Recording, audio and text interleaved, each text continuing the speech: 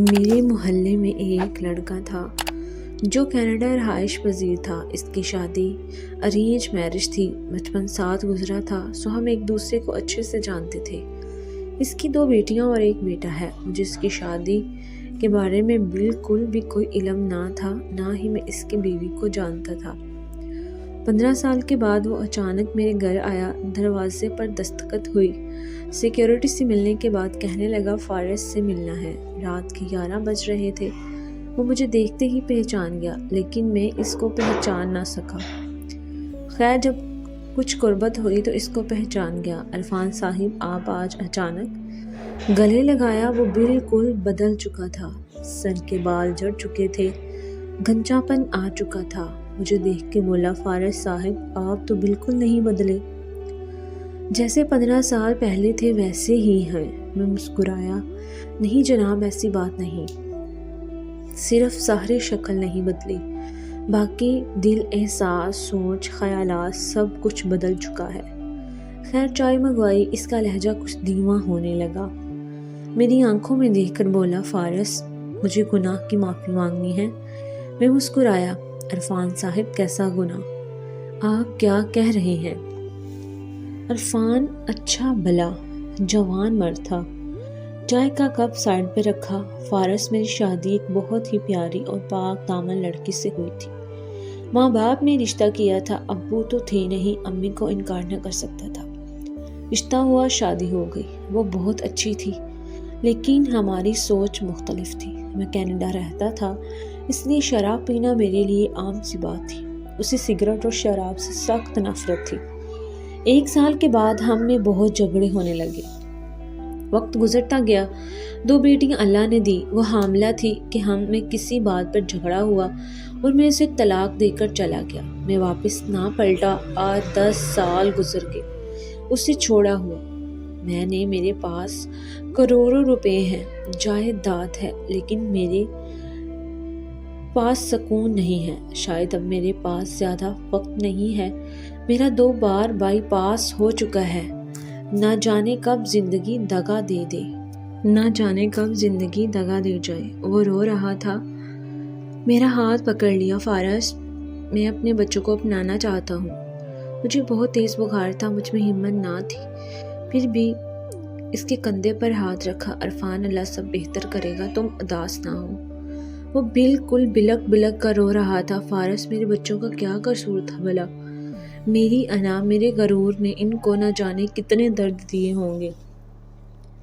میں اپنی بیٹیوں کو سینے لگانا چاہتا ہوں۔ فارس مجھے میری بیوی بچوں کے پاس جانا ہے، میں سب کچھ لٹا دوں گا۔ میں نے پوچھا دوسری شادی کیوں نہیں کی؟ کہنے لگا مجھے اس رشتے سے نفرت ہو گئی تھی۔ مجھے کسی عورت کا یوں ساتھ اچھا نہ لگتا تھا، لیکن جب سے میں بیمار ہوا ہوں مجھے احساس ہونے لگا ہم سفر کے بنا زندگی کچھ بھی نہیں۔ میں اس کو تسلی دی کیونکہ میں خود بیمار تھا۔ اسے گھر جانے کا کہا، اسے یقین دلایا کل اس کی بیوی کے پاس ضرور جائیں گے۔ فجر کی نماز ادا کر کے ہم فارغ ہوئے۔ بارش ہو رہی تھی۔ وہ بھیگا ہوا میرے دروازے پر آ کھڑا ہوا۔ اس کی آنکھیں سرخ تھی، سوج چکی تھی، یوں لگ رہا تھا کہ وہ رات بھر سویا نہیں۔ مسکراتے ہوئے آیا، فارس اب چلیں؟ میں مسکراتے ہوئے اس کو بیٹھ جانے کا کہا۔ ناشتہ منگوایا، دونوں نے ناشتہ کیا۔ مجھے کچھ کام تھا NGO کا، وہ ختم کیا۔ 9 بج رہے تھے۔ میری طرف دیکھ رہا تھا، کبھی موبائل دیکھتا، کبھی گھڑی کی جانب۔ میں اس کی بے چینی سمجھ رہا تھا۔ وہ اپنی کار لے کر آیا تھا، اس کے ساتھ ہی چل دیا۔ وہ بتانے لگا میری بڑی بیٹی کا نام شانزے ہے، مجھے یاد ہے اس کی پیاری سی آنکھیں، اسے میں نے گود میں اٹھایا تھا۔ میری چھوٹی بیٹی آرزو، ننھی سی کلی، اس کا رونا ہنسنا میرے کانوں میں ہے۔ اس کی آواز کانپ رہی تھی، آنسو بہہ رہے تھے۔ میرے سامنے بار بار ہاتھ جوڑ رہا تھا، فارس مجھے میرے بچوں سے ملوا دینا، میں اپنی بیوی کو منا لوں گا۔ میں سوچ میں گم تھا۔ ہائے، غصے میں کیے گئے فیصلے جدا تو کر دیتے ہیں، لیکن وقت کے ساتھ ساتھ پچھتاوا بھی ضرور دیتے ہیں۔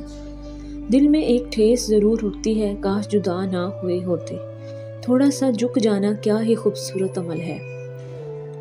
ہم ایک گاؤں میں پہنچے۔ اس نے اپنے سسرال کے گھر کے سامنے گاڑی روکی۔ 10 سال وہ وہاں لوٹا تھا۔ فارس یہ ہے میری بیوی سجل کا گھر۔ دروازے پر دستخط دی۔ کچھ لمحے بعد ایک چھوٹا لڑکا باہر آیا، ہم کو دیکھ کر خاموش کھڑا رہا۔ میں نے نام پوچھا، پھر پوچھا اپنے بابا کو بھی۔ آہستہ سے بولا، پاپا نہیں ہیں، ماما ہیں۔ دوڑتا ہوا گھر میں گیا، اتنے میں ایک عورت باہر آئی۔ وہ عرفان کو دیکھتے ہی پہچان گئی۔ تم یہاں؟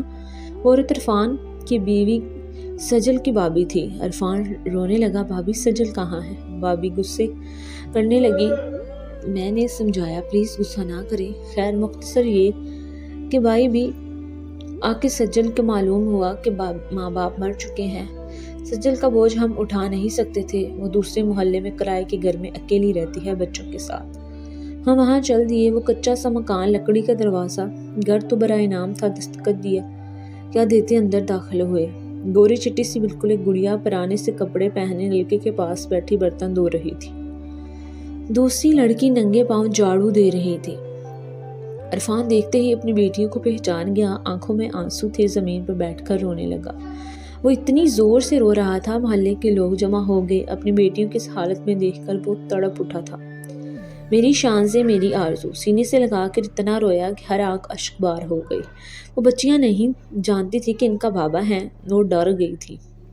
پیار سے پوچھا، مما کہاں ہیں؟ شائنزی آہستہ سے بولی، مما اسکول گئی ہیں سموسے بیچنے۔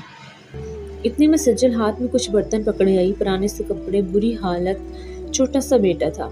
اس نے جیسے عرفان کو دیکھا وہ غصے سے چلانے لگی، کیا کرنے آئے ہو یہاں؟ چلے جاؤ یہاں سے۔ اس کی آواز کانپ رہی تھی۔ وہ اپنی بیٹیوں کو پکڑ کر کہنے لگی، میرے گھر سے نکل جاؤ، 10 سال بعد کیا کرنے آئے ہو؟ مر گئے ہو میرے لیے تم۔ اس کی آنکھیں بھیگ گئی تھی۔ عرفان سجل کے قدموں میں بیٹھ گیا، پاؤں پکڑ لیے، سجل معاف کر دو، چل میرے ساتھ اپنے گھر۔ سجل نے انکار کر دیا، وہ کسی صورت بھی واپس نہیں جانا چاہتی تھی۔ عرفان رو رہا تھا، سب لوگ دیکھ رہے تھے۔ میں آگے بڑھا، سجل کے سامنے ہاتھ جوڑے سائڈ پر لے گیا۔ سجل کو سمجھانے کے لیے اسے بتایا، عرفان بیمار ہے، وہ موت سے لڑ رہا ہے، زندگی کی بازی ہار گیا۔ مانا اس سے غلطی ہوئی تھی، مانا اس نے ظلم کیا تھا آپ پہ۔ اس کے چہرے کی جانب دیکھو، وہ کتنا تھک چکا ہے، وہ ہار چکا ہے۔ جانتی ہو سجل، وہ ساری رات نہ سویا تھا، وہ ساری رات میرے گھر کے باہر کھڑا رہا کہ کل تم سے ملے گا، بچوں سے ملے گا۔ سجل دیکھو وہ کتنا بے بس ہے آج۔ پہلے 10 سال اس کی انا نے بیٹیوں کی خوشیاں چھین لی، اور اب تمہاری انا سب کچھ برباد کر دے گی۔ تم دونوں اپنی ضد میں اپنے بچوں کو کیوں بن موت مار رہے ہو؟ شاید سجل کو احساس ہو گیا تھا، وہ تو جیسے نہ جانے کب سے منتظر تھی عرفان کے آنے کی۔ وہ عرفان کے سینے سے لگ گئی، بیٹیوں کو چومنے لگا، کبھی ہاتھ چومتا، کبھی چہرہ، تینوں بچوں کو سینے سے لگا لیا۔ سجل کا ہاتھ پکڑا کار میں بٹھایا جانے لگا۔ وہ اپنی خوشی میں بھول گیا کہ فارس بھی ساتھ آیا تھا۔ میں مسکرا گیا، شکر ہے یا اللہ تم نے ان کو سمجھ عطا کی اور ایک کر دیا۔ کار تھوڑی دور گئی، پھر رکی، واپس آئے۔ عرفان جلدی سے اتر کر آیا، فارس بھائی میں آپ کو بھول گیا تھا۔ میں نے عرفان کے کندھے پر ہاتھ رکھا، عرفان جاؤ، اپنی بیوی بچوں کے ساتھ زندگی گزارو، خوش رہو، اور لاکھیں دعائیں دے رہا تھا۔ سب بہت خوش تھے، بچے بار بار کار کو دیکھ رہے تھے، کبھی بابا کی طرف دیکھتے۔ فارس کی بات سمجھ، میرے معاشرے کے لوگوں میں تم لوگوں کے لیے کھلی کتاب چھوڑ کر جا رہا ہوں۔ میں چیخ چیخ کر نصیحتیں کر رہا ہوں، میں سچی باتیں آپ کے دل کو صدقہ کر رہا ہوں۔ اس فارس کی کہی ہر بات کو دل میں بسا لو کہ نہ زندگی سدا ہے، نہ انا باقی رہے گی۔